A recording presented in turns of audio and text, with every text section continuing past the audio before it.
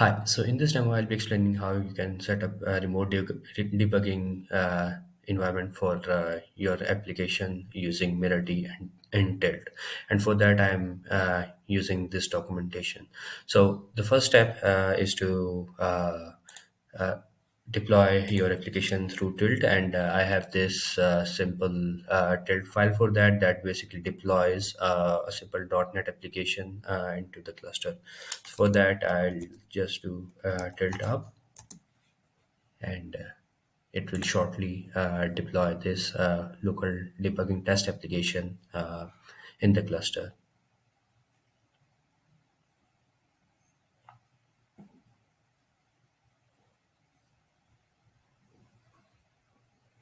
So now, if you go to the cluster, you'll see that this application is there.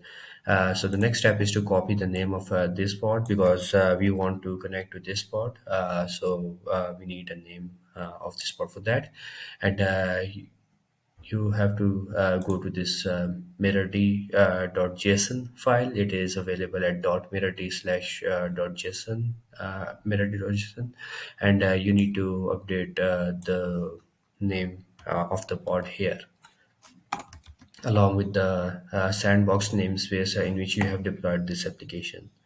And the next step is to toggle on this mirror T switch. For me, it is already switched on, so there is no need to make any changes. And you have to come to this run and debug and click on this start debugging option. But before that, there is a need for having this launch.json file, and its name is debug. And the field that are of importance here are this program, and it is referring to the DLL file for my application, as well as this CWD, which refers to the folder where my application code resides. So once this configuration is done, you have to come to run and debug and click on this play button. And what's happening behind the scene is that Mirror is trying to deploy an agent to the cluster, which will be used to communicate between our local environment and the cluster.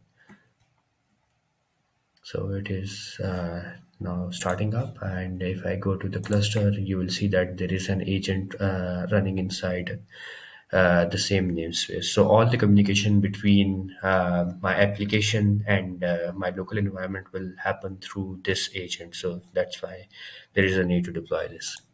And once that is done, I will interact with my application API to trigger a debug point that I have set here.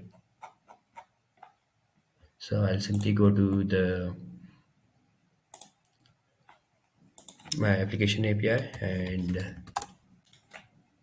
if I try to send a request to my application, it will converge here, and this debug point will hit, and then I can control all the aspects of the debugging. So you can see I can look at the variables, and I can continue from here.